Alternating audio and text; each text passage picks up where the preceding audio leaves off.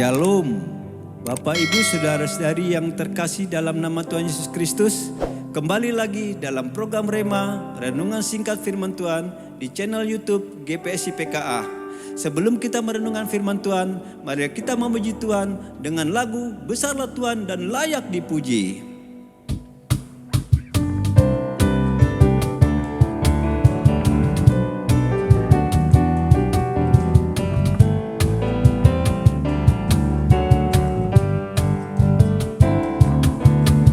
Besarlah Tuhan dan layak dipuji, besarlah namanya, kekalah kuasanya, aman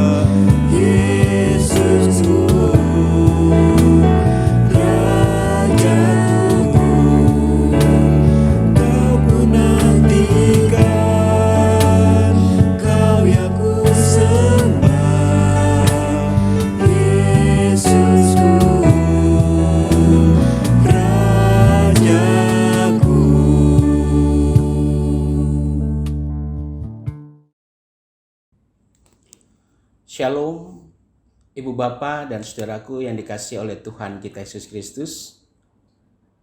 Saat ini kita akan bersama-sama merenungkan kebenaran firman Tuhan dalam rema kita, sebagaimana yang terdapat di dalam Markus pasal yang ke-10 ayat yang ke-9. Sebelum kita membaca dan merenungkannya, mari kita memohon pertolongan Tuhan di dalam doa. Kita berdoa. Ya Allah Bapa di dalam sorga, firman-Mu meneguhkan dan menguatkan kami. Kiranya Engkau berbicara atas firman-Mu dalam kehidupan ini, sehingga kami boleh melakukan dalam kehidupan beriman kami. Amin.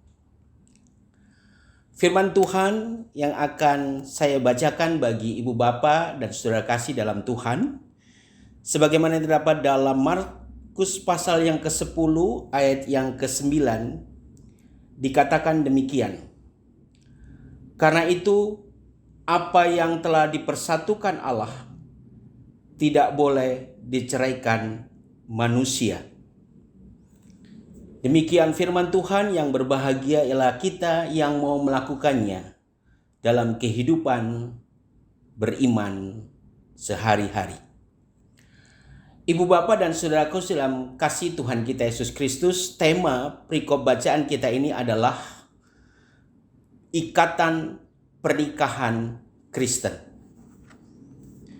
Dalam agama Kristen, pernikahan sangat penting bagi Allah. Pernikahan menjadi ide Allah, Kejadian 2 ayat yang ke-18, dan sebuah rencana besar yang Dia letakkan lebih jauh lagi. Mujizat pertama kali Allah ketika Ia melakukannya dalam satu pesta pernikahan. Hal ini menjadi bukti bahwa pernikahan menjadi sangat penting bagi Allah. Tentang pernikahan, Tuhan Yesus dengan tegas mengatakan apa yang telah dipersatukan Allah tidak boleh diceraikan oleh manusia. Sebab itu Tuhan Allah mempersatukan laki-laki dan perempuan menjadi satu daging. Maka tidak ada hak siapapun untuk menceraikan yang telah dipersatukan Allah.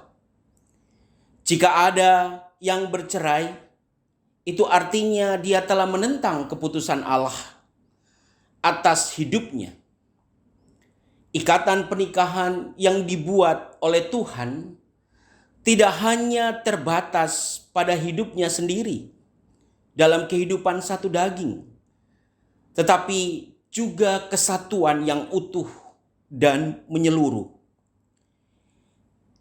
Juga kita berada dalam satu bersama-sama dengan Tuhan. Oleh karena pada hakikatnya satu di dalam iman, satu di dalam kasih, satu di dalam kesetiaan, satu di dalam pergumulan, dan juga satu di dalam sukacita. Maka orang Kristen tidak dapat memandang ikatan pernikahan hanya sebatas pada ikatan daging saja. Ibu Bapa dan Saudara kasih dalam Tuhan kita Yesus Kristus, firman Tuhan ini mengingatkan kita bahwa ketika kita menerima pemberkatan pernikahan dari sekian lama waktu yang sudah berlalu, kita patut merenungkan kembali hal-hal apakah yang telah terjadi di tengah-tengah kehidupan pernikahan kita. Dan apa hasil perenungan kita dari sekian lama kita telah membangun rumah tangga bersama dengan pasangan kita. Dari nas ini juga kita dapat melihat sesungguhnya masalah perceraian sudah sejak lama ada. Namun yang mungkin membedakannya adalah penyebab perceraian itu sendiri. Pada zaman kita saat ini, mungkin perceraian banyak disebabkan oleh hal-hal yang kompleks yang kita hadapi dalam kehidupan berumah tangga atau berkeluarga. Hal ini disebabkan oleh karena tidak ada kesehatan, masalah ekonomi, masalah keturunan, nafsu, dan sebagainya. Tetapi apapun yang alasannya mungkin dapat dikemukakan, tetap Allah tidak dapat menerima perceraian itu. Ibu, bapak, dan saudaraku yang dikasihi oleh Tuhan kita Yesus Kristus. Muncul pertanyaan, mengapa bisa muncul perceraian? Satu hal yang sangat mendasar yang harus kita pahami adalah motivasi seseorang atau pasangan yang hendak masuk dalam pernikahan. Ketika pernikahan itu dibangun dan dilandaskan oleh keinginan daging, maka besar kemungkinan pernikahan itu akan menuju titik buntu atau perpisahan. Tetapi hanya ada satu motivasi di mana pernikahan yang membuat pernikahan itu mendapat berkat dan karunia Allah, yaitu ketika pasangan kita menyadari bahwa pernikahan itu adalah untuk memenuhi kehendak Tuhan, bukan kehendak pribadi atau pasangan kita sendiri. Kasih kepada pasangan hidup terjalin oleh karena Allah mengasihi kehidupan pernikahan itu. Selanjutnya, Tuhan Yesus juga mengajarkan tentang anak-anak dalam pernikahan.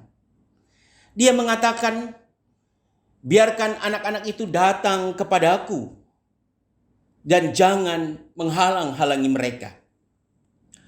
Berbicara tentang pernikahan, maka kita juga akan berbicara tentang anak sebagai buah pernikahan dalam keluarga kita. Kekudusan pernikahan itu sendiri akan otomatis pasti juga akan tersalur kepada anak kita, kepada keturunan kita. Tetapi sebaliknya, ketika pernikahan tidak melandaskan motivasi yang benar, akan mempengaruhi dalam pengajaran kita kepada anak kita. Pernikahan yang tidak mengenal kasih dan kesetiaan kepada Tuhan dapat menjadi penghalang bagi anak-anak kita untuk datang kepada Yesus. Maka pertanyaannya yang muncul adalah, mau kemana kita membawa anak-anak kita? Membawa kepada kehidupan atau kematian? Ibu, bapak, dan saudaraku yang dikasihi oleh Tuhan kita Yesus Kristus, melalui perenungan kita sebagaimana Markus 10 ayat yang ke-9, apa yang telah dipersatukan Allah tidak boleh diceraikan manusia. Dalam perjalanan pernikahan yang terbentuk, akan ada banyak pengalaman-pengalaman kehidupan yang saling berganti dan dapat kita alami. Namun ketika kita berhadapan pada masalah hidup yang sulit apapun, tidak akan membuat kita atau pernah untuk berniat berpisah atau bercerai satu dengan yang lain. Ketika kita menyadari dan menempatkan Tuhanlah yang mempersatukan dalam pernikahan kita, mengingatkan kita dalam pernikahan kita, justru keluarga yang menjadi wadah di mana kita akan semakin mengenal Tuhan, hidup di dalam pernikahan yang kudus, dan setiap persoalan yang dihadapi dalam pernikahan itu, maka kita percaya bahwa Allah yang memampukan kita melewati dalam setiap tantangan dan pergumulan dalam pernikahan itu. Karena itu, sebagai keluarga Kristen, kita belajar Allah sebagai mempelai laki-laki, dan kita sebagai mempelai wanita. Kita mau taat, kita mau hidup di dalam kasih setianya, dan kita percaya kasih dan pembelian Allah ada dalam kehidupan pernikahan kita. Tuhan memberkati ibu bapak dan saudara yang terkasih. Amin. Kita berdoa. Ya Allah, kami bersyukur dan belajar dari pernikahan yang telah Engkau tetapkan bagi kehidupan kami sebagai orang percaya. Kami mau belajar untuk setia. Kami mau belajar untuk memahami kehadiran Allah di dalam pernikahan kami, sehingga kekurangan, keterbatasan, bahkan kelebihan yang dimiliki pasangan yang Tuhan tentukan dalam hidup kami dapat menyatukannya oleh karena Tuhan yang memampukan bagi kami. Berkati setiap kehidupan pernikahan dan keluarga Kristen, agar melalui kehidupan kami boleh menjadi kesaksian bagi banyak orang di mana Tuhan hidup dan kami senantiasa mempermuliakan. Di dalam anakmu Yesus Kristus Tuhan, kepala keluarga kami telah berdoa.